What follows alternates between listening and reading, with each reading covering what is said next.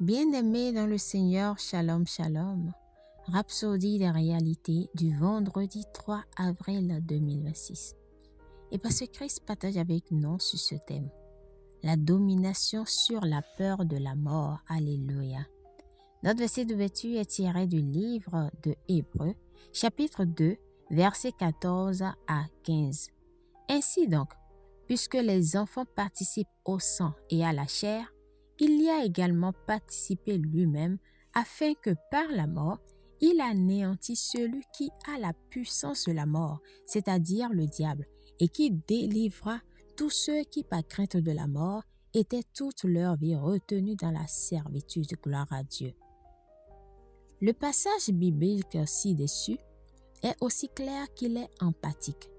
Le Seigneur Jésus a complètement neutralisé celui qui avait la puissance de la mort, le diable, et a délivré l'humanité de la peur de la mort. Il n'est pas venu nous donner une victoire partielle. Son œuvre n'était ni achevée, ni incomplète. Il a complètement vaincu Satan, qui avait la puissance de la mort.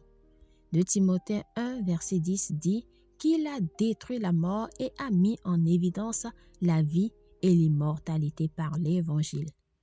Il a remplacé la mort par la vie et l'immortalité. Alléluia. Tel est le message de la foi. Telle est la parole de l'Évangile. La mort a été abolie. Pensez aux premiers apôtres. Ils ne sont pas morts parce qu'ils étaient vieux ou faibles. Les Écritures révèlent que leur départ de ce monde était en accord avec leur appel spécifique et leur choix de sceller le message de l'Évangile par leur sang. Ils ont donné leur vie. La mort n'avait aucune puissance sur eux. La vie chrétienne est une vie transcendante et non une vie qui succombe lentement à la mort, à la corruption ou à la décadence. Vous n'avez pas été conçus pour vous épuiser. La vie de Dieu en vous est incorruptible. Elle est divine, elle est sans âge. Elle ne diminue pas et ne se détériore pas. Vous êtes dans une zone sans mort et sans peur. Vivez chaque jour dans la victoire de Christ. Intrépide, fort et plein de vie. Louez Dieu. Alléluia. Confession. Je suis intrépide et audacieux.